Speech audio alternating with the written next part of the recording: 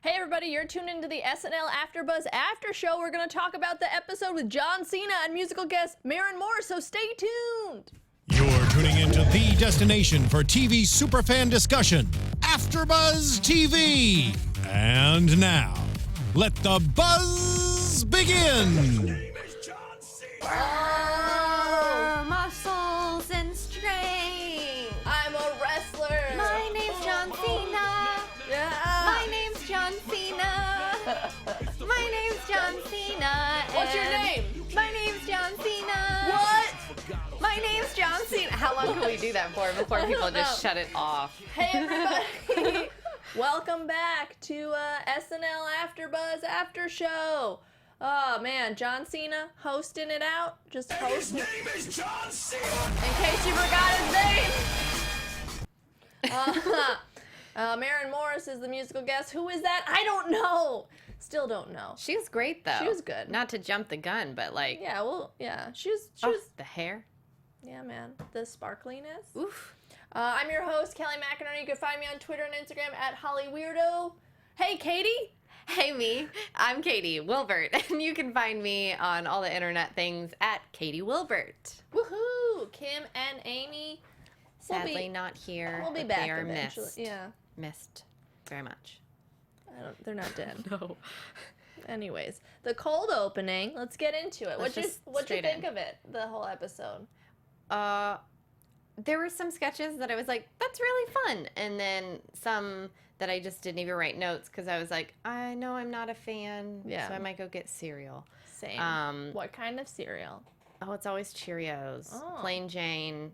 Good for my cholesterol. All right. You know, I'm a practical lady. Really? You should know this about me. I like comfort over, fancy. So I know that Cinnamon Toast Crunch is like a joy, but I know it's not good for me. All right. Fair enough. So many sound effects. Shout out to Zach, our Yeah. engineer, on the ones and twos, keeping us on our feet. Don't break my heart about Cinnamon Toast Crunch. I've lied to myself for years about its healthiness. Oh, yeah, it's great for you. I mean, it makes you less hungry, so that's healthy. I think there's fiber, so it helps you poop. Yeah, Maybe. there's something there. What did you think about this episode? It was okay. It was, same old. I feel the same about last episode. I guess maybe this episode I liked more. It was okay.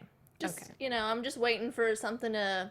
I feel like a lot of the sketches were, like, really good ideas, and then there was no end, or it just, like, was like, that's it! Bye! Yeah. But we'll get into it. Let's get into the cold open. The lead with Jack Tapper. It's basically Kelly Conway sticking up for Trump's cabinet. I know Amy was talking about last week how, like, the funniest part of SNL's Trump stuff is Kelly and Conway, so it's kind of funny that this kind of mostly highlighted her.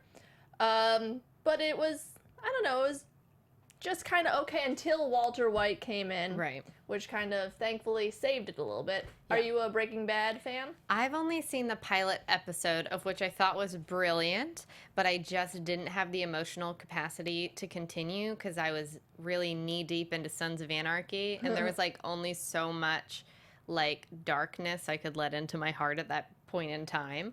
So, no, I've not watched a lot of it, but not because I don't want to. I probably could go into it now and be okay. Right. Just at the time, I was like, too many dark shows. That and The Walking Dead, I was just like, oh, slit my Too wrist. much, No, yeah. like, not working. I've actually also just watched the pilot, and I was like, it's fine, and I never continued with it. But I got the references, I liked the red, white, and all blue or whatever, because blue meant whatever. I liked how he said he's the third person in the Trump cabinet to fake his death. Thought that was kind of funny. Mm-hmm. And it's like not a show I watch, but I still like respect the character and stuff, and it's still like in pop culture that you're still kind of aware of it. But it was fun. It was a fun. I mean, anytime you can bring someone like Bryan Cranston in and it's awesome and like people relate to it, I think it's great because surely they're running out of things to do for cold opens. I mean, Trump continues to do crazy things, so there's always that. But I think finding an original spin where it's not just talking about the new crazy thing he's done, like finding that way to bring someone in to. Yeah. So that was clever. definitely promoting the Why Him movie with James Franco out Christmas, the 23rd of Christmas. Not that I'm excited about it. Me and my friend made t-shirts, Team Cranston and Team Franco. Did you really? Guess which one I am, Franco. Yeah. I was gonna guess. Amazing. They're not that good, the t-shirts. I thought you meant the actors. I was like, no. It's so weird because you're so passionate about them and you made t-shirts. Yeah, I'm really excited about it. That's awesome. But back to the episode. Yep. The monologue, this was one of the things that I thought it was like such a good idea, and then it just kind of ended because he was like, let's fight. Because I feel like they've had other wrestlers host before. They've had The Rock. I'm not sure if they had Stone Cold, but I feel like maybe. But I've never seen like a wrestler type parody thing like this, and I thought it was a really good idea. Just like all the cast members playing wrestlers, except Leslie Jones playing herself. I just wish there was more of them. You know, I wish it was a little bit longer. I feel like they could have done a quick Rolodex of like the most wackadoo kind of thing, and then Leslie Jones or something to where you're like, ah ha ha ha, the game has an end. And then he could take his shirt off and it's like, we're going to have a great show or something. I did like the game. I did like Bobby's little montage of his, what do you call him? The Wobbler? The Waddler. The Waddler. And him being like, breaking character to be like, thanks, man, you didn't have to say that. Like, I thought it was a really fun energy. And I would say overall, John Cena was like so pumped, so excited, committed super hard. Was just like so game to do anything, and that was very clear. So I liked the monologue because I felt like it set the tone for an episode where I knew that the host was like psyched to be there. I agree. I just wanted more. Like they could have had Kyle Mooney and Beck play like twins or like a tag team. I don't know. I'm just thinking, and it could have been fun. But either way, and I also liked how they kind of made fun of everybody wanting to sing. Because he wanted to sing and he never got a chance to. So yes, I'm glad they called that out. Yeah, pretty clever. MTV's Hook a Hunk, where Cecily basically falls in love with the host instead of the contestants. What'd you think of it, Katie? I did actually like this one because I really liked Cecily's character. And this was another one where I felt like John Cena was having so much fun in doing his little asides of like, I don't know, like their very escalatory relationship of suddenly being like, you free for dinner? And then being like, let's go, you're part of the family now. Like, just so, I liked that game against the guys who are still struggling to do their puns and stuff. Yeah. And then Beck and Kyle making out. I was like, great, like, you can never go wrong with two of your castmates making out, I guess. I mean, you can. Yeah. That's a false thing to say. But it's always fun. It's always like, oh, God, they're doing that. Like, you get some kind of laugh. I mean, Mikey Day being like, should I go? Yeah. I mean, funny. I don't know if it's, like, the strongest ending, but I liked it overall. I felt like Cecily's, like, oh, my God, character was really fun, and I enjoyed it. It was fun, and at least it had an ending. And I liked that I liked how they just, I knew what was coming when he was like, oh, that's a good answer, you know? And they kissed, but it was fun. It was a good one. The Karate Teen, digital short type deal, where they kind of parodied the Karate Kid, and it just failed, basically. You felt like the sketch failed? No, I'm saying the karate guy failed. Oh, like, instead of being like, listen to the wind and kicking butt, he got his butt kicked. I liked through that. Walls. Yeah. Yeah, I liked that twist. Because I was waiting to see where it was going to go. I like that he got kicked through 4 walls and then got kicked through them again and hit a car. Like, it was so brutal. The ending was weird. Like, why'd you hit my car, you little punk? Like, I don't know. I guess I don't know what they could have done differently other than even just out on Keenan's like, I got an event or something could have been a better, and it just was like a bizarre, like, that's this kid's car. I don't know. It needed I feel like it definitely needed a stronger third punch, you know? Right. Especially because the first one was so good. Like, the visual of him falling, like, getting punched out of his pants was so funny. So good. And then it was just like, kind of cut short again. Right. Well, and even the special effects were very kind of like Inception-y and going through the wall of one room to another. Yeah. These different scenes. That was so creative that, like, where do you build from there? You have to, like, know where the third beat is to be able to have that first one be so strong already. So maybe production money ran out or something. They're like, yeah, this first beat is great, and then maybe we just send him through the stuff we've already broken. He hits car, and he's like, that's my car? Yeah. We can afford that. Yeah, I don't know. That works. But it was still nice to look at, I guess. It was great. Yeah. The science panel one, I thought this one was kind of clever because it is kind of a thing that happens in colleges, like the jock guys, like, I want to get all A's, I gotta get A's to do the football team. What is game? This is what it's called, a game. And they just give him the easiest shit ever, and he just nailed bananas to right. A cardboard, or not, just like a wood plank. Yeah. What did you think of it? Yeah, I liked the POV because it's so true, and I like the judges having some kind of affectation of, like, we're really into our college football team, and having that be very clear. So we kind of knew from the beginning, like, oh, he's going to get... Yeah, but I still enjoyed it because I do like sketches like that are pointing out something that's actually important and going like, oh, this is a flaw in the system. And again, I felt like he was having so much fun being this kind of dumb jock who's really good at knowing bananas. I loved when he said that the peel was the crust. Yeah. And the round one, too. Yeah. And A.D. Bryant just, like, giving people shit. I enjoyed it. I just wish it was kind of too truthful in a way, where I didn't laugh that much. And it also kind of just ended, I guess, just with the grades. But I just feel like I wish there was a little weird twist to it. Like, I like how they added some twist, like the round one, and then, like, the, like, what's the crust, how he gets the crust wrong. But I just wish there was a bigger twist. I don't know. No, I get that. Something where, because I think, again, like, from the start, you kind of knew how it was going to go. Yeah. He's going to get the A for being dumb, and they're going to fail even though they're smart. Like, you kind of see what's going to happen. The picture is going to be. So I think when that's the case, if the audience is already ahead of the sketch, then, yeah, there does need to be a turn. Like, great POV, but, like, how are you going to trick the audience into not knowing where you're going with it? But, yeah. I mean... like, solid sketch in the vein of, like, it's funny, we get it, so. Yeah. Truth. Dyke and Fats save Christmas. I think it's mostly just for the intro, right? Because how they save Christmas. And at the end, it's just like, the episode's just like, oh, you guys are good for broads, and they lose their... The women thing again? We're still on the women? Yeah. I mean, short and sweet and...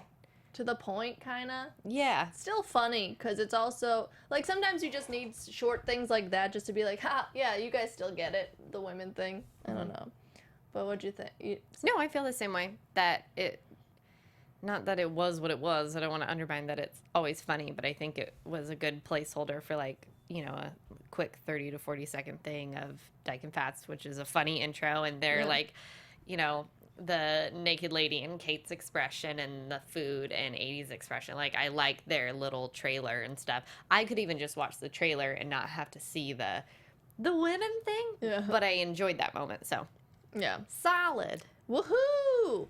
The musical guest, Maren Morris. I just wrote country. That's the only line. Because you're not a fan of country music, right? No, but it was fine. It was like, she was talented. Yeah, and it was like more pop country kind of. The second song definitely, I think, too. Yeah. The 90s Baby and My 80s Mercedes one. I've definitely heard her music before because I do like country music. I just haven't.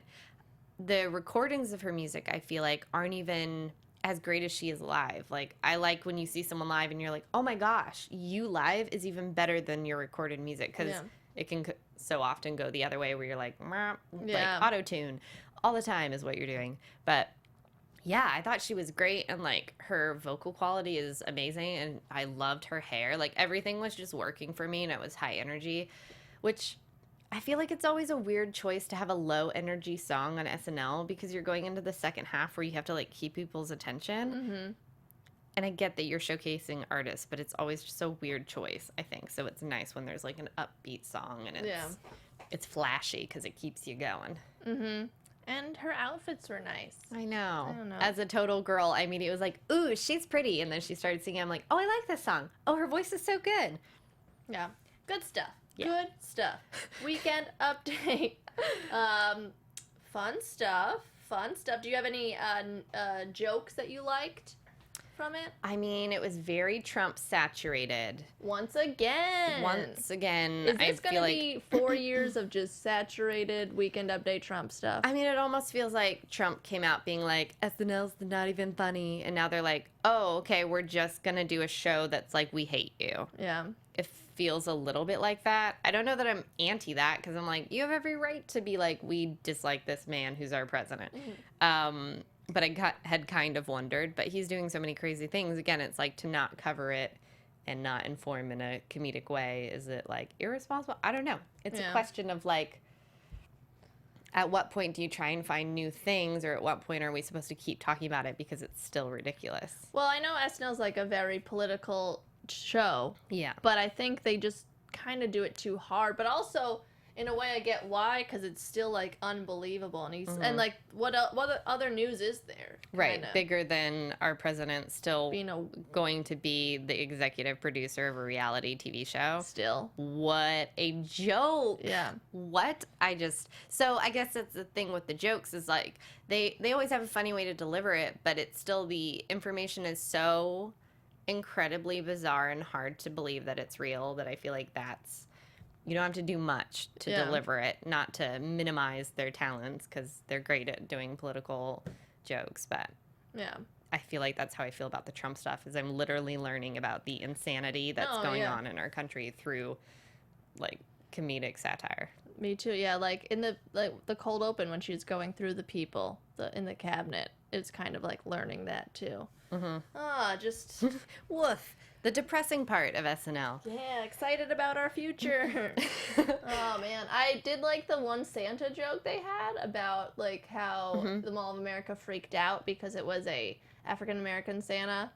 And I liked how Michael Che delivered it like, white people get upset over nothing new. Yes, I like that, too. And his point of, like, he's a man who's been doing labor for free for 200 years. That sounds like a black man. Yeah. Like, I thought their points on that were really funny. Mm-hmm. And I liked the characters this time for Weekend Update. Angela Merkel was the first one, which was the last year's Trump.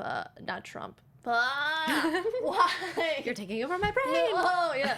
Time Magazine Person of the Year. Berlin, from Germany, whatchamacallit from Germany. You guys know. The Chancellor. That's it. Did you see the video of Trump talking about how it should be called Man of the Year and not Person of the Year? And he was like saying it at a rally or something. Recently? And he was saying it somewhere publicly, being like, it says Person of the Year. It used to be Man of the Year. How many of you think it should be Man of the Year? Everyone cheers. And he's like, there's even women in the audience. How many of you think it should be Person of the Year? He's like, mixed reviews. It sounds like it should just be man. I'm a man. Like, what? I hate him. Like, what are you talking about? That's our president. Yeah. Like, just insanity. I don't know. So I really liked Angela Merkel. Merkin? Yeah. Oh, It's not Angela either. It's Angela. Angela Merkel. Yeah. I always love her. I think her version of her is so funny. I loved her saying Hillary is so deep in the woods, she's found a candy shack. She just had so many great one-liners in there. I wrote them all down and totally left my sheet of great Kate one-liners, but I really enjoyed her. And I did really enjoy Cecily's character being, what's her name? Well, we'll get into her in once, Kathy Ann. Skipping ahead, Katie. Yeah. But Angela's good. I liked how, with the Hillary thing, she's like, we put our own makeup, each other's makeup on, which is just chapstick and sunblock. And the whole Barack thing, how she stole one of his gloves. Yes. She's really good. I think also she's good because you don't see her that often. I think she's only on like once or twice before. Right. So she's always good. But Kathy Ann was the, by Cecily, she's the lady that always yells out The Apartment by Michael Che or something. Yeah. And she was talking about Trump stuff, like how there's neo-Nazis. The alt-right being called. Yeah, I did like that point. Her being like, you know, white supremacists are wanting to be called alt-right because their feelings are getting hurt. They want it to be more PC. They don't like being called Nazis. And then I think her follow-up was like, I don't like, if you're not McCafe, you're MacDonald's. Like, stop trying to lie to me. Like, I liked that whole section of metaphors and analogies she had because I felt like it was so spot on and delivered so funny. Yeah, it was fun stuff. I think a lot of times now on Update, the characters kind of save it because it gets so Trump heavy. But even the characters are Trump heavy, right? But it kind of works in this one at least. Yeah. The Where'd Your Money Go game show. With it was a football player, a golf guy, and an Irish like rapper, I guess. Oh no, he's a MMA fighter. Oh, was he? Okay.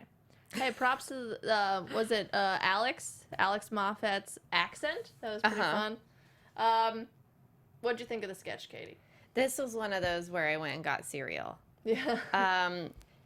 I don't know. I'm not always the biggest fan of like game show type sketches.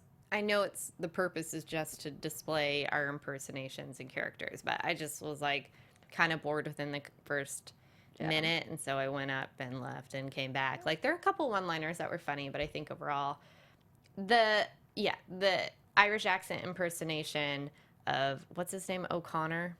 I know he's a MMA fighter. Right. Because he is very like, oh, they're all real people? I'm pretty sure, yeah.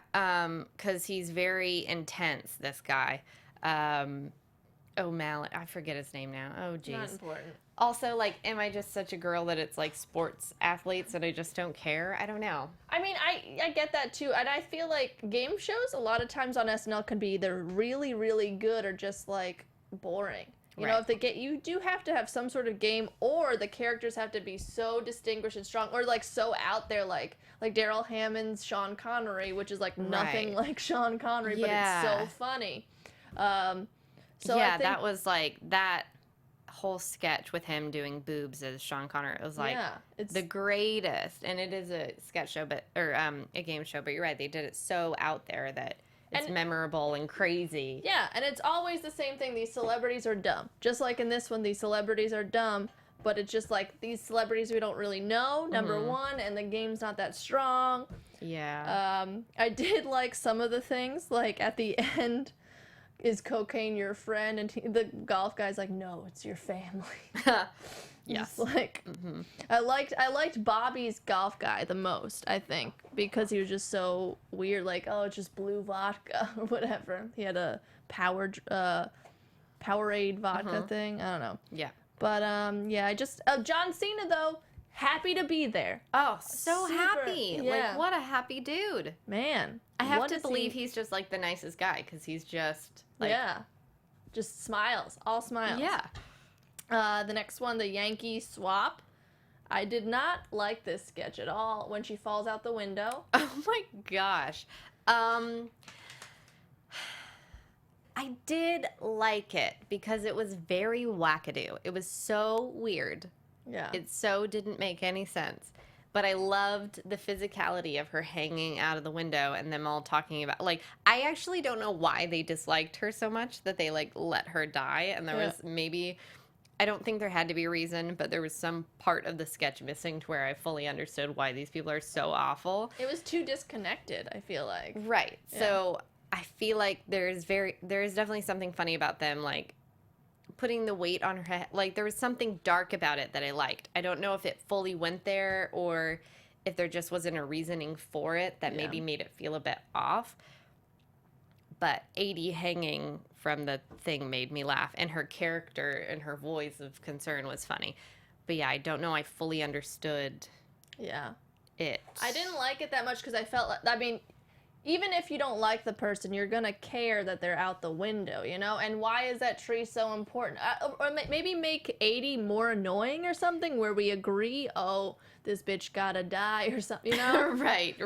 Yeah, because it was really so much about that tree. Yeah. Which is a really insane thing, because you could just get another tree. Like, I know they set it up very briefly at the top of, like, thank God we're having this office Christmas party. But, like, no one wants to have a Christmas party so bad that they're going to let some chick die out the window. You're right. So there needed some justification of either these people are really so insane, like they're all Christmas elves or something and they're evil, or she's just like so annoying.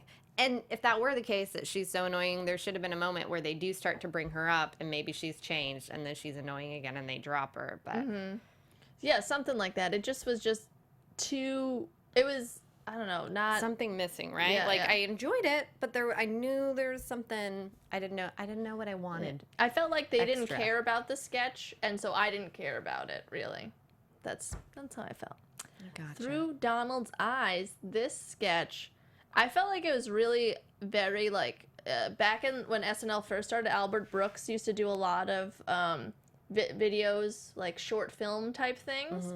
Like, one of them was John Belushi, and he saw, like, all of the other cast members died, and it was, like, kind of dark stuff. And then another one was, like, Jan Hooks and Phil Hartman dancing and stuff. So I think this is very much in that tone, but still kind of funny. It was a very interesting, like, I appreciated it. I didn't laugh that much, but it was just, like, a unique perspective on Trump, and it's fun. He probably does think of himself as super hot with giant hands or something. I thought it was great. Like, this kind of artistic POV piece that was, like, super... I thought it was super cool. And, yeah, you're not laughing the whole time, but you're more, like, excited by it. I felt really excited by it. And the things that they were showing from that perspective... Because that's what you're not... I mean, of course, it's a biased, warped perspective, but, like, that's the part that you don't get, and maybe that's what they were trying to do is, like, how does he see himself? Like, we portray what we think of him always, but what is going through his head? The giant hands was so funny to me. Like, what a simple thing to just, like, amplify and pull to a 10. So I really liked it. Yeah, it was really a bit different and cool. The Scorched Corset, the sexy bookstore. What did you think of it? I don't know. It was silly. Like, they're like, I guess I enjoyed the talking with, like she's a romantic novel, and the wind and the, the lighting and stuff. Breaking into that is really funny. I don't know if the rest of it, like, I just own this bookstore and they are always crazy. I guess, I don't know. There was something about the duality of it that didn't work, but I enjoyed watching them be, like, sexy and talk weird. Yeah, I feel like I feel like there was something missing again. Like, why was he okay with it, and then why did he just, like, jump in at the end? Why didn't he jump in earlier? Like, was he not? It was just okay. I don't know. I feel they were good at what you were saying, that at the whole sexy wind in the hair. Sexy talk. Yeah. They were committed to it. It was just like the story. I didn't like the writing was just okay. Okay. Yeah. I don't know. And the one guy didn't work there, but she does. But she gives books away. She's just really into romance novels. I don't know. It was a weird thing. Kind of just silly, like but... yeah. Kind of just like the United States of Talent scene, the last one sketch. I just wrote owl shitting. That's the only note I wrote. This is one of those where I want to be in the writing room when they're like, all right, I've got a great one. Yeah. It's a talent show, like America's Got Talent, and these guys come on with this owl, and it just shits everywhere. And then everyone goes, yeah, that's great. I want to know how it was pitched, because I think I didn't fully understand. Like, it's silly, and anytime something poops, you're like, nah.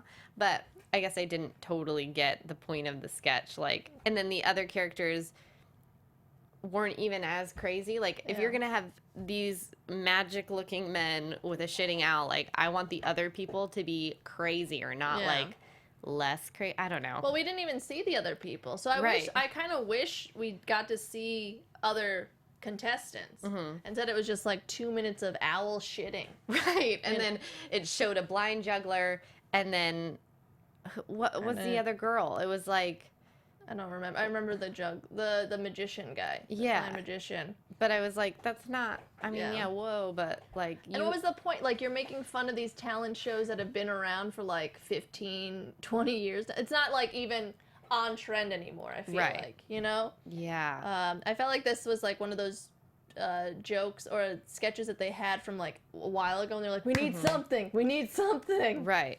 I could have even understood too if they like kept the game going too long to where it becomes funny again. Like if the shit had become like to a point where it was like they were drowning in it or something, where it went so far beyond what is actually real, where it's just we are accepting we're in crazy town. I think I would have liked it better, but it felt like it went halfway and then was like, and then there's these other contestants we'll not show you, we'll be back with the answers.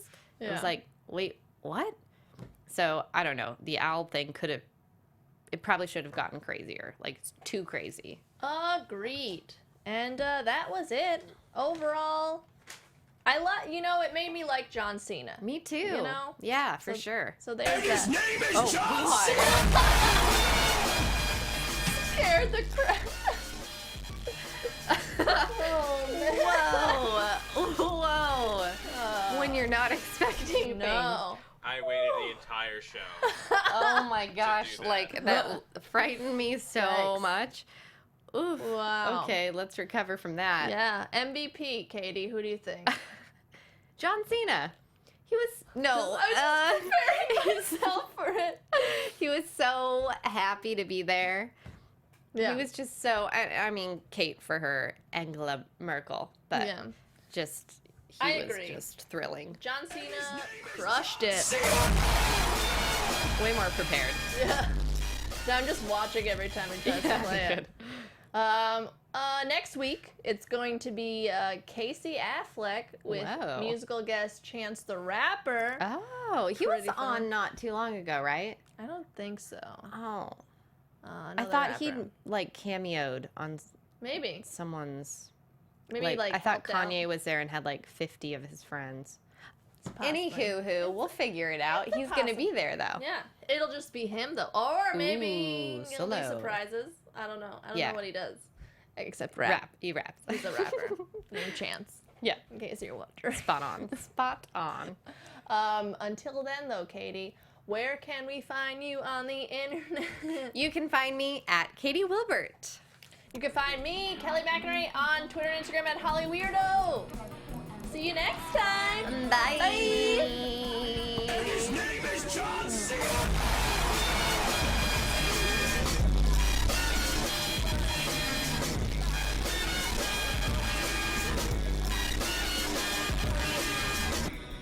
From executive producers Maria Menounos, Kevin Undergaro, Phil Svitek, and the entire AfterBuzz TV staff, we would like to thank you for listening to the AfterBuzz TV network.